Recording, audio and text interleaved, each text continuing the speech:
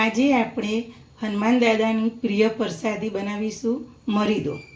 એના માટે મેં ભાખરીનો ભળેલો આ રીતના લોટ લીધો, એક મોટી વાટકી. હવે એની અંદર આપણે તેલ નાખીશું. ઘી પણ નંખાય અને તેલ પણ નંખાય.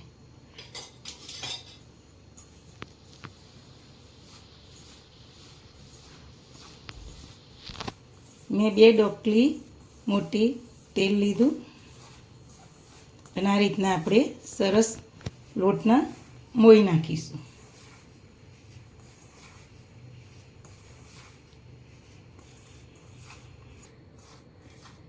જો આપણો લોટ હવે સરસ મોવાઈ ગયો. જો આ રીતના આપણે મુઠ્ઠી વારીએ અને આ રીતના લોટ મુઠ્ઠી પડતો આપણે મોઈને નાખવાનું અને લોટ હવે આપણે પાણીથી બાંધીશું.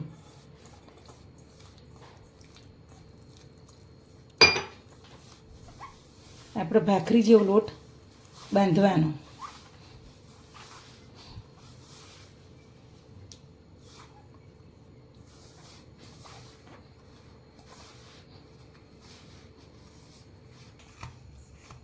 જો આપણો લોટ બંધાઈ ગયો. હવે આપણે એને 10 મિનિટ આ રીતના રેસ આપીશું, પછી બનાવીશું. ઢાંકીને 10 મિનિટ રહેવા દઈએ. હવે આપણો લોટમાં 10 મિનિટ થઈ ગઈ. હવે આપણે બનાવવા માંડીએ. આ રીતના આપણે જો લોટના 2 ભાગ કરીશું.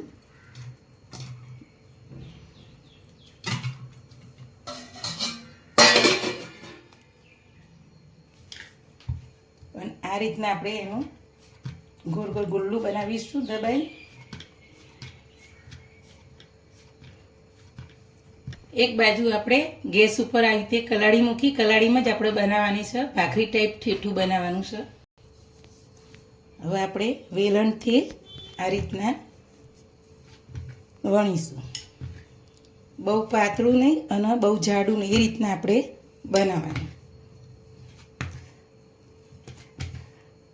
આ મરીદો આપણે હનુમાન દાદાના છોકરાઓ બીમાર પડે એટલે માનતા હોય છે ને આ મરીદો હનુમાન દાદાને આપણે ચડાવતા હોઈએ છીએ.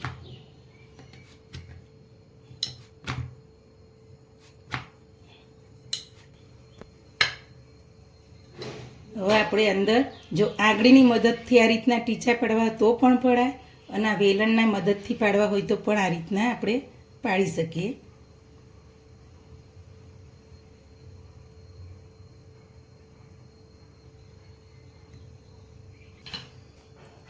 જો આ રીતના આપણે બનાવવાનો ભાખરી ટાઈપ ને ઉપર આ રીતના ગોળ ટીચા પાડવાના.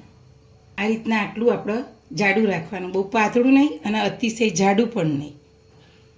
જો તપી જઈશે. હવે ગેસ ધીમો કરી અને જે આપણે ટીચા પાડે એ ભાગને જ આપણે નીચે આ રીતના શેકવાનો. હવે આપણે એ ધીમા તાપે ચડે તો ઘડી આપણે બીજું પણ આ રીતના ભાખરી વણી લઈએ.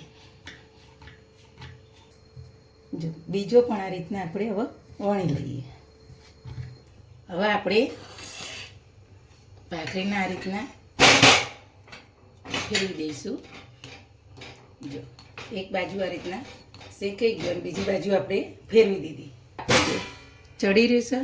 હવે બીજી બાજુ આપણે ફેરવી દઈશું.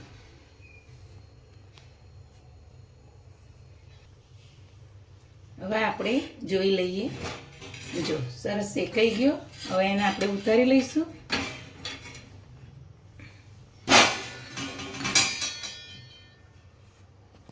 હવે બીજો પણ આપણે શેકી લઈશું. આપણે બીજી પણ આ રીતના ભાખરી બનાવી ઠેઠાની એ જોઈ લઈજો. શેકાઈ ગઈ સરસ. હવે આપણે ગેસ બંને બાજુ શેકાઈ જાય. હવે આપણે ગેસ બંધ કરી દઈશું.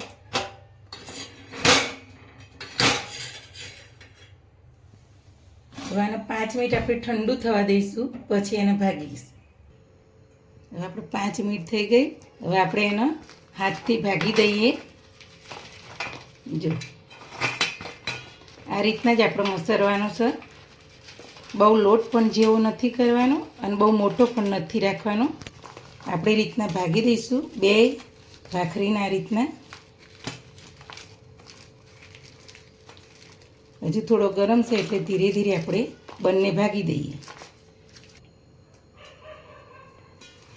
જો આપણે બંને ભાખરી આ રીતના ઠેઠાની હતી એ ભાગી નાખી. ઝીણો નથી કરવાનો, આ રીતના જ આપણો મરીદા માટે રાખવાનો છે. હવે આપણે બનાવીશું. હવે આપણે ગેસ ચાલુ કરી અને આ રીતના કઢાઈ લેવાની. એની અંદર આપણો 1 વાટકી ઘી નાખવાનું.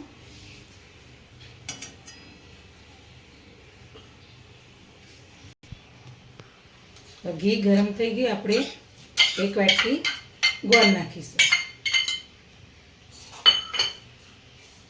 આપણો પાયો નથી કરવાનો, ખાલી ગોળનો વઘારવાનો જ છે.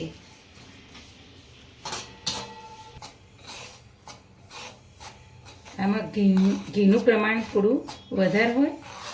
આ મરીદો પહેલાં જમાનામાં બાળકો બીમાર પડે એટલે ઘડિયા લોકો હનુમાનજીની બાધામાં મરીદો ચડાવવાનો, એટલે બાળકોને સારું થઈ જતું હતું. અત્યારે તો કદાચ કોઈક ભાગ્યને જ ખબર હશે કે આ પ્રસાદી આપણે હનુમાન દાદાને માનીએ. છોકરાઓ રડે રાત્રે કે બીમાર પડે તો. પહેલાં જમાનામાં તો ઘડિયા લોકો આની બાધા તરત જ માની લેતા, હનુમાનજીનો મરીદો ચડાવવાની. હવે આપણો ગોળ ઓગળી ગયો. ગેસ બંધ કરી દઈશું. જો હવે એની અંદર આપણે આ જે ભાખરી ભાગી મૂકી હતી ચડવેલી એ નાખવાની અને આ રીતના આપણે મિક્સ કરતા રહીશું.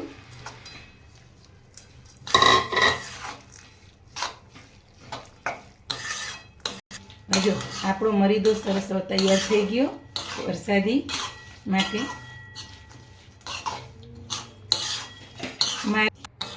હવે આપણે બાઉલમાં લઈ લઈશું મરીદાને. મરીદામાં ઘીનો ભાગ વધારે જ હોય. ગોળ અને ઘી ચડિયાતો હોય એને મરીદો કહેવાય.